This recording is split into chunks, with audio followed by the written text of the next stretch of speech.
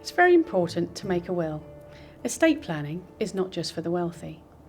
If you don't, and you're domiciled in Jersey, which broadly speaking means permanently resident in the island, the law will dictate who will inherit your assets, and it may not be who you expect. For example, if you're unmarried and you die without a will, your partner is not legally entitled to inherit anything from you. If you live in Jersey, we generally advise that 2 wills are required, one to deal with your movable assets and another for your immovable. If you live offshore and you only own movable assets in the island, for example a bank account, you will only need 1 will. This will allow probate to be granted much quicker to your heirs in the event of your death.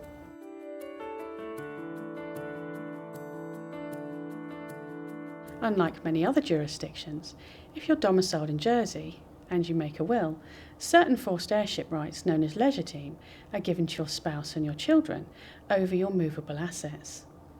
These rights cannot be removed even if you make a will that ignores them.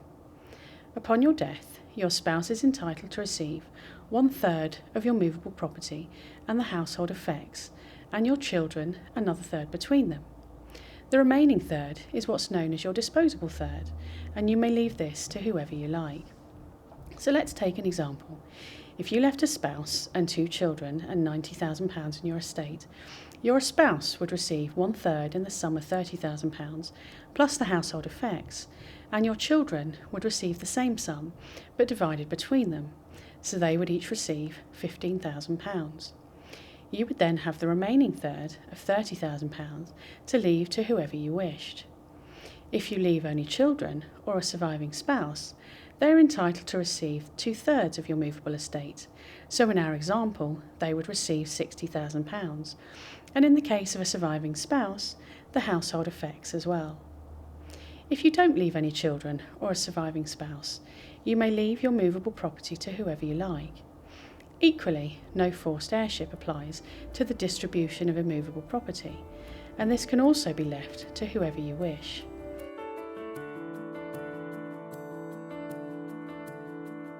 If you're married, your spouse will acquire a life interest over 1/3 of your movable property. This is known as the right of dower. Technically speaking, your spouse will have the right to live in 1/3 of your immovable property. Children, however, get no such rights. Because people often buy houses in joint names, we rarely come across scenarios where this happens, but where it does, there are options available.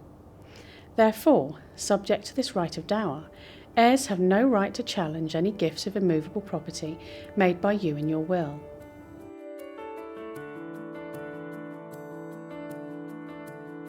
Your will gives away the property that you've acquired in your lifetime and is a very important document. We help our clients plan for the unexpected in life. We understand that you want peace of mind in knowing that your minor children will be raised by those that you choose. We will advise you as to how you can provide financial security for your family. Estate planning is about protecting the people we love. Please call me to talk about making your plans.